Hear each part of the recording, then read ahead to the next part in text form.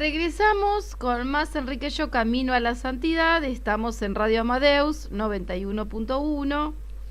Nuestras líneas de comunicación es WhatsApp 11 30 98 000 y si no, a través del mail enriqueyocaminoalasantidad@gmail.com.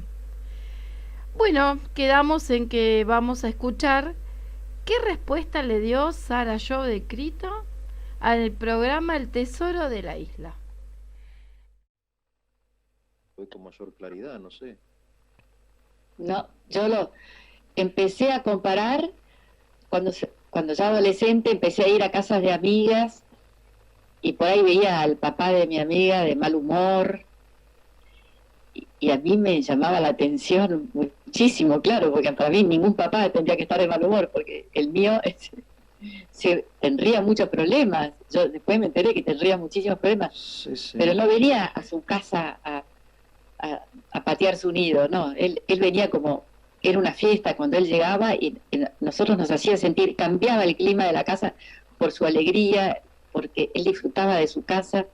Por eso digo yo, no hizo muchas cosas tan raras, nada raro.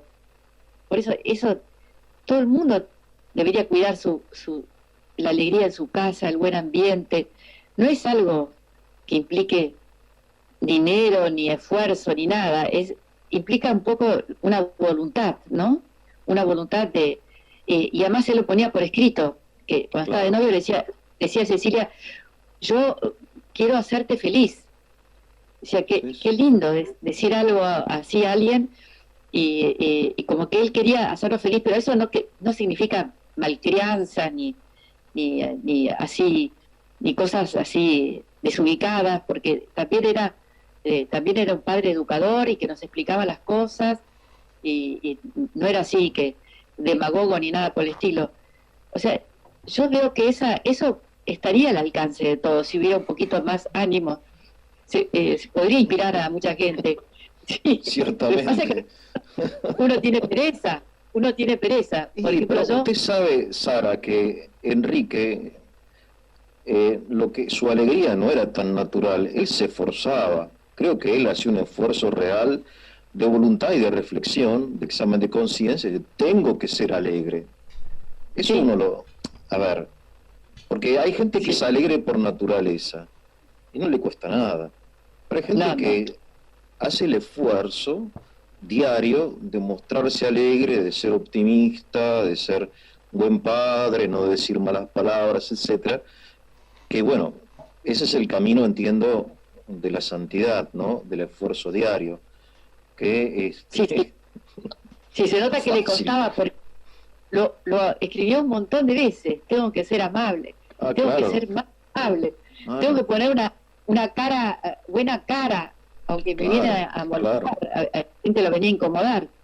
Después como que la amabilidad es el primer paso de la caridad, ponía. Lo escribió un montón de veces, o sea que se nota que no era algo de su natural, de su constitución, sino que lo trabajaba y sabía muy importante. Él sabía que eso era muy importante.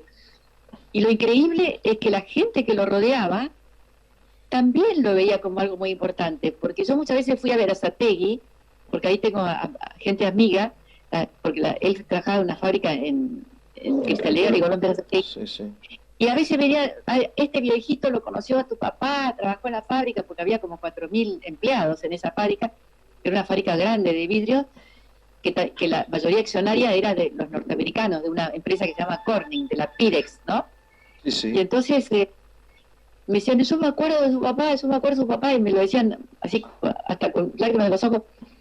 ¿Y qué se acuerda? Y bueno, que era tan amable, me decían. Mire.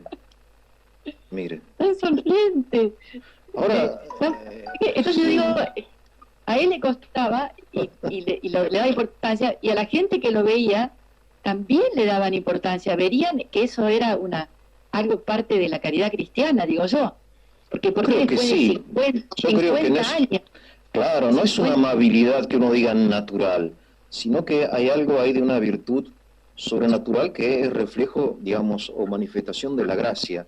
Por eso, en el caso de Enrique, entiendo, hay mucho para aprender, pero yo insisto, Sara, aunque puedo equivocarme, de que él, más allá de que era una buena persona, un buen cristiano, un hombre virtuoso, era un hombre tocado por la gracia de Dios. Por eso, entre tantos buenos cristianos que hay en la Argentina, él es uno de los pocos que está haciendo este camino de siervo de Dios y en el futuro de beato, ¿no? Es decir, hay algo de muy particular, entiendo, en la santidad, a menos a este nivel que la Iglesia lo propone. Ahora, yendo a la parte de la vida que yo le pedí que usted nos comentara hoy, y le agradezco nuevamente, para nosotros es realmente un honor y un privilegio hablar con usted, es el aspecto de Enrique como empresario. ¿Por qué él decide dejar la Marina? Entiendo que la Marina le gustaba, él se sentía cómodo en la Marina. Sí, él a los 14 años se puede decir que entró en la escuela naval esa de Río Santiago, que está cerca ahí de La Plata, y le gustaba porque como él era huérfano de madre, le daban los gustos de la comida, entonces decía que ahí en la Marina se iba a forjar su carácter, así que estaba decidido a forjar su carácter. La verdad que era bastante duro en ese momento los colegios así, pupilos, ¿no? Sí, y aparte levantarse muy temprano, todo un régimen así muy muy austero y muy así exigente, y aparte tenían, por ejemplo, profesores que eran de la Universidad de La Plata, iban a dar clase ahí de matemática, de física, porque el marino tiene que saber muchas cosas para saber navegar, ¿no? Estamos hablando, perdón, el año 36, creo. Él es del 21, sí, Enrique. Sí. O sea, más o menos en el 35, 36, cerca. En el 34. En el 34. En la escuela naval, que después se separó como liceo naval. Ellos hacían la secundaria, los últimos 2 años de la secundaria. Los 2 últimos, sí, los 2 últimos de la secundaria, y como si fueran 3 primeros años de la facultad. Bien. Eran como 5 años, sí. O sea, no era un título universitario, pero era que se egresaban como marinos, ¿no? Claro. Y entonces, él ahí, por ejemplo, él le gustaba preparar a los marineros, que eran gente que en un barco había como 60 o 70 marineros, aparte de los marinos que eran los que manejaban el barco, que hacían un montón de trabajo. Pero porque estaba prohibido enseñar, hablar de religión en un barco. Claro. Claro, ni de política ni religión, porque poner 100 personas, 100 hombres en un barco, y que estalle una discusión por política, una grieta, lo que sea, y la convivencia se hace imposible. O sea que la Marina tiene todo como un código de comportamiento que viene de la antigüedad, se puede decir. Se puede decir que también que los apóstoles eran marinos porque eran pescadores, pero que arriba del barco había que respetar porque el barco se hunden todos. Entonces él enseñaba catecismo en el puerto. Cuando bajaban al puerto, afuera, los preparaba para la primera comunión, pero había muchísimas cosas así que a él realmente es como que le quedaban un poco estrechos, pero no se podía salir de la Marina porque estaba la Segunda Guerra Mundial. Y el día pero él veía que como que estaba muy limitado a sus tareas, a su vocación, claro. Claro, una vez estuvo embarcado 5 meses, se puede decir, no podía volver ni regresar a verlas, ya estaba casado, ni a su señora. Entonces él le pareció que había hecho una etapa muy grandiosa en la Marina y siempre se acordaba muy bien de la Marina, y le sirvió muchísimo todo lo que aprendió ahí, le sirvió porque él veía también a la fábrica como un barco, se podía decir, ¿no? Claro, aprendió el liderazgo, claro, aprendió a ser líder. Claro. Sí, a la conducción, claro, sí. Y que todos que tenían que quedar para el mismo lado y todo eso. Y el día que terminó la Segunda Guerra Mundial, él mandó un telegrama renunciando a la Marina. Bien. Y estaban todos bastante enojados, mi abuelo, mis abuelos, pues espera un poquito más y te salís con un grado más y ahí ya podrías tener una pensión. Pero él no quiso quedarse ni un día más después de que terminó la Segunda Guerra Mundial. Él quería ser misionero, y estaba muy impresionado con el tema de estas cosas industriales, de tanta gente que se venía del campo y a las fábricas, Claro. que su arraigo, todo eso. Sí, sí. Y allí en Estados Unidos estaba muy fuerte el tema de la JOC, Juventud Obrera Católica, se podía decir.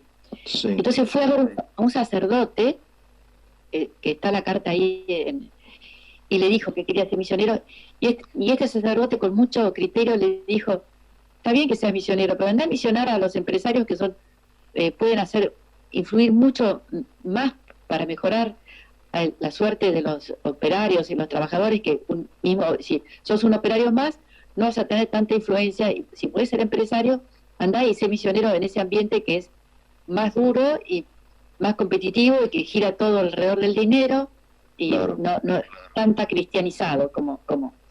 Entonces, y mi padre obedeció, él obedecía, se podía decir. Él se había hecho toda una cosa romántica, porque era la época de los sacerdotes obreros y todo eso, y obedeció.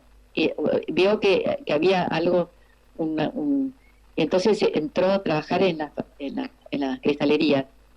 O sea que él ahí entró ahí, y él siempre decía que el trabajo era como una comunidad de vida. Él lo veía como una comunidad de vida. Y no le parecía, no estaba nada de acuerdo con el criterio así muy economicista, que la única ganancia es la ganancia económica.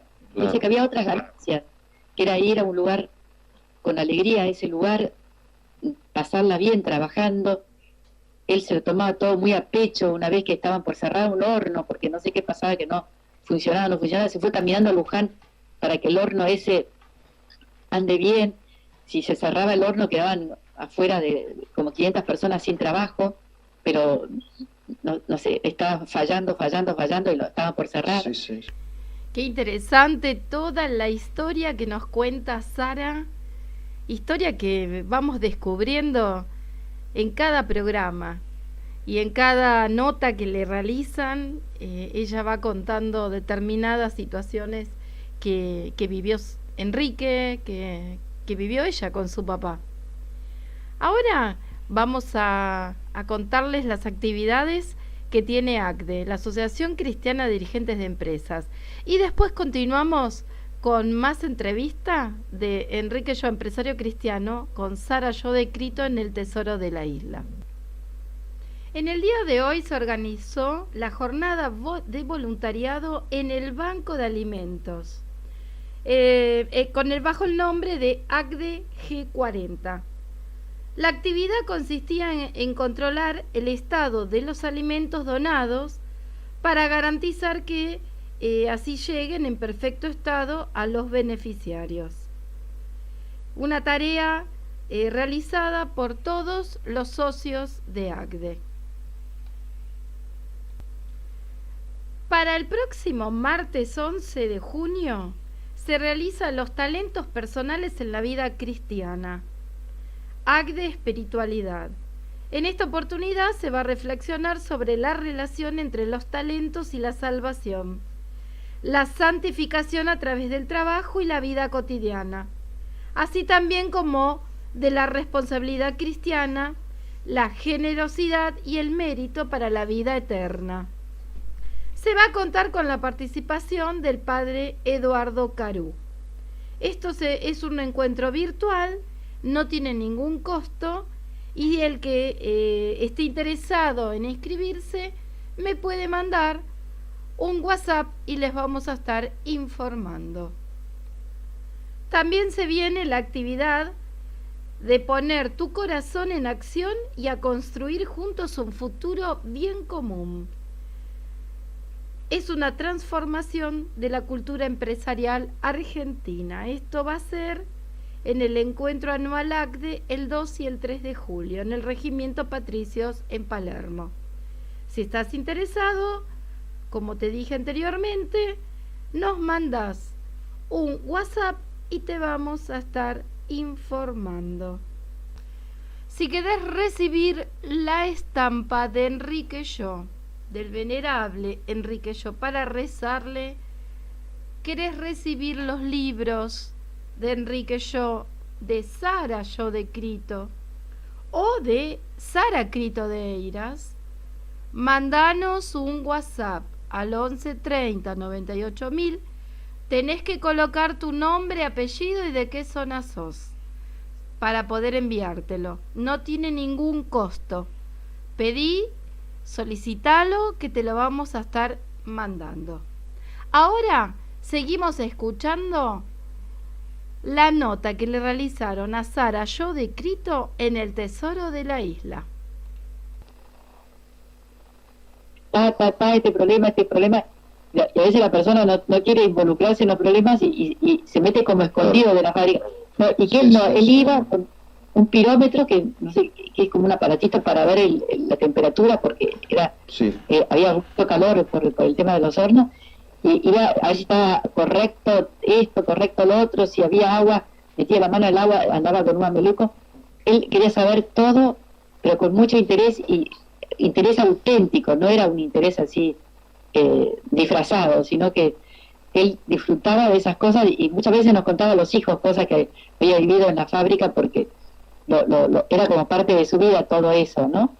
O sea, no sé si me fui por las ramas. No, está muy bien. Yo he leído con atención su libro, Viviendo con Alegría, donde usted trae los testimonios de las personas que conocieron a Enrique, y por ejemplo, en ese conflicto donde Enrique está en el medio, por un lado entre el sindicalismo peronista y por otro entre el capital norteamericano, que habrá sido un conflicto muy intenso,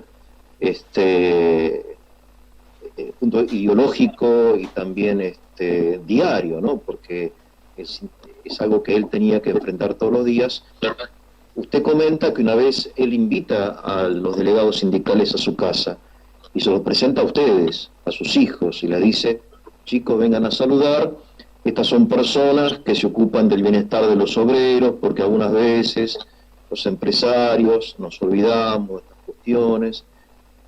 Me parece un gesto realmente como muy noble y también muy equilibrado, y que rompe estos estereotipos, ¿no?, de los explotados, del explotador, qué sé yo. Simplemente invitar al delegado a la casa y presentárselo a sus hijos como personas de bien, es un hecho real que estoy, ¿verdad?, que estoy recordando en este momento. Sí, porque había una época, que creo que en la época de Frondizi, que fue muy así turbulenta, ¿no? Hasta el año 50, fueron 2 años presidente Frondizi, y bueno, estaba todo lleno de envases, porque hacían muchos envases de vidrio llenos y nadie se los compraba. Claro. Entonces tenían que parar los hornos porque seguían fabricando y no tenían dónde poner todas las cosas, y eso que tenían hoy en día la intemperie porque eran de vidrio, así que, pero era algo tremendo. Entonces llegó la orden de despedir 1.200 personas, llegó la orden de Estados Unidos, y bueno, y él conocía que esa gente que vivía alrededor de Versategui muchas veces había ido a almorzar a la casa de uno, a la casa de otro, porque tuvo que buscar, ya estaba enfermo, y fue, y dice que había ido pero fue con un buen balance en su mano del año anterior. Les explicó allá que esta gente calificada, le dijo, estas cosas son cíclicas, no solo en Argentina sino en el mundo. Esta gente se va, después vuelven a haber pedidos para la cristalería, y esta gente no va a estar. Claro. Y no conviene que despedir nada, sino que en todo caso se puede apagar los hornos y que hagan otros trabajos. Entonces hicieron toda una pared perimetral a todo el parque que había alrededor de la fábrica, porque en ese momento las fábricas tenían parques. Después se hizo sótanos, se arregló un montón de cosas, y de golpe cambió el viento en Argentina, claro, como si vino la Pepsi o la Coca-Cola, no me acuerdo qué, y le encargaron unas botellitas chiquitas de vidrio, y empezó la fábrica y estaba la gente ahí, porque formar la gente no es tan fácil. Hacer vidrio no es fácil. No es nada fácil. Es una artesanía aparte, ¿no? Es un trabajo muy complicado. Claro, muy complicado, y los hornos son muy complicados, porque un grado de más, un grado de menos, claro, y estalla la pieza, no sé cómo es. Entonces, claro, sí. Entonces los felicitaron por haber insistido de cuidar a esta... Sí, Y así varias cositas, ¿no? Que bueno, que puede ser que el Espíritu Santo lo haya iluminado, pero él tenía que convencer a los otros, a los accionistas. Claro, Sí. es interesante que, disculpe Sara, que él los convence con los argumentos de ellos. No va a hablar de los accionistas del Espíritu Santo, sino le dice, mire, esto conviene porque va a crecer la demanda. O sea, él en ese momento habla como economista, como un hombre de trabajo. O sea, se ubica, me parece a mí, con cierta como astucia en la mentalidad del capitalista que solamente ve la rentabilidad. Entonces dice, bueno, para que haya rentabilidad no hay que despedir a nadie, porque la demanda en esta cosa cíclica de la economía va a crecer. Y lo convence, aunque él quizá está pensando en otra cosa, es decir, en el bienestar de la gente, y que bueno, que la desocupación es un mal moral, ¿no? Eso para mí es el momento más heroico de la vida de él. Mi madre, cuando lo contaba, se le llenaban los ojos de lágrimas, porque decía, él ya sabía que estaba muriéndose de cáncer. Porque él dijo, si lo despiden, yo renuncio. Me voy. Entonces mamá decía, ya estaba con un cáncer, ya lo habían operado 2 o 3 veces, y se iba a ir al cielo porque era muy bueno, y después de muchos años lo contaba y se le volvían a llenar los ojos de lágrimas. Sí, y yo tenía fe, pero no tanta como él, tenía fe en la providencia, pero no tanta fe como él. Bueno, le fue bien, pero él amenazó con irse, y bueno, y sabían que él era importante para la conducción de la fábrica, o sea que no querían que él se fuera, pero hizo esa amenaza y sabían que la iban a cumplir, o sea que puso todo todo de la... Qué linda historia hoy pudimos escuchar de parte de Sara, hija de Enrique. Nos despedimos hasta el próximo programa. No dejen de mandar mensajes, les vamos a estar enviando todo lo que soliciten. Que tengan una hermosa semana.